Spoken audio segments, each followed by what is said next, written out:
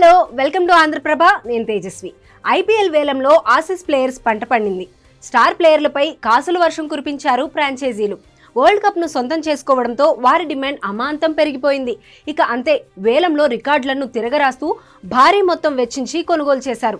ఇంతవరకు బాగానే ఉంది.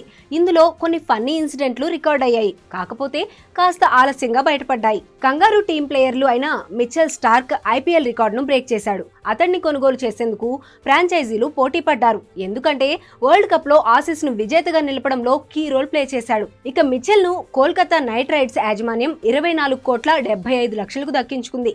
సెకండ్ ప్లేస్ లో ప్యాంట్ కమిన్స్ నిలిచాడు. అతన్ని 20,50,00,000కు దక్కించుకుంది సన్ రైజర్స్ హైదరాబాద్. అయితే ఈ ఆక్షన్ లో ఓ కన్ఫ్యూజన్ సీన్ జరిగింది. ఓ ప్లేయర్ కు బదులు మరో ప్లేయర్ ను కొనుగోలు చేసింది పంజాబ్ కింగ్స్ యాజమాన్యం.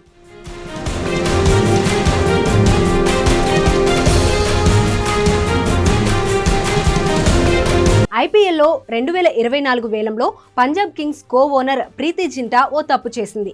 ఆ పొరపాటు కారణంగా తాము అనుకున్న ప్లేయర్ను కొనబోయి తికమకపడి మరో ప్లేయర్ను కొనుగోలు చేసింది. అయితే ఆ వెంటనే తప్పును తెలుసుకుని సరిదిద్దుకునే ప్రయత్నం చేసింది. కానీ అంతలోపే టైం అయిపోవడంతో చేసేది ఏమీ లేకపోయింది.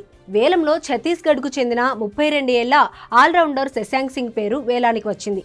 ఈ క్రమంలోనే పంజాబ్ కింగ్స్ ఓనర్స్ ప్రీతి జింటా, నెస్ వాడియాలతో కూడిన మేనేజ్మెంట్ అతన్ని 20 లక్షలకు కొనుగోలు చేసింది.